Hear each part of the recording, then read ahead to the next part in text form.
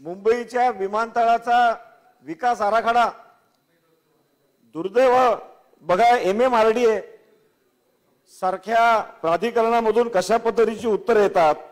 एक अंतरिम विकास आराखडा तयार केला आणि अंतरिम विकास आराखडा तयार झाल्यानंतर MMRDA ने लवकरात लवकर हा अंतिम विकास आराखडा तयार करणं अपेक्षित असताना या ठिकाणी उत्तर 8-8 महिन्यानंतर MMRDA मधनं उत्तर येत आहेत, परंतु ते उत्तर सुद्धा अशा पद्धतीचं येतं की हा अंतरिम विकास आराखडा हाच आम्ही अंतिम विकास आराखडा म्हणून मानून त्याच्यानुसार काम करू।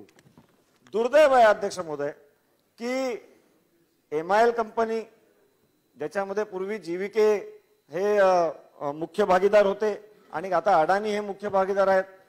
GVK कंपनीने 65 एकर जमीन झोपडपट्टी वासियांच्या पुनर्विकासासाठी त्यांच्या घरांसाठी देणं अपेक्षित होतं, परंतु सरकार बदललं आणि GVK ने आता ही 65 एकर जमीन द्यायचा टाळाटाळ सुरू केलेली आहे।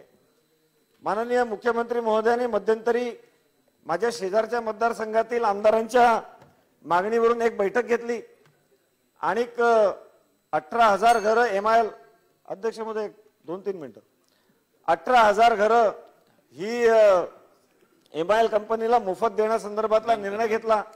हाच निर्णय पूर्वी सुद्धा झाला होता, परंतु त्यात एक अट होती की ही 18,000 घरं MIL कंपनीला मोफत देऊ, परंतु इतर झोपडपट्टी वासियांच्या पुनर्वसनासाठी MIL कंपनीने एअरपोर्ट अथॉरिटीची 65 एकर जमीन द्यायची आहे।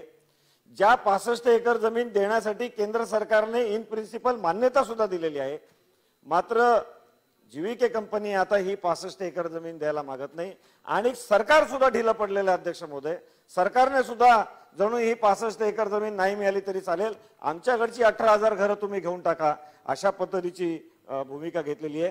मुळात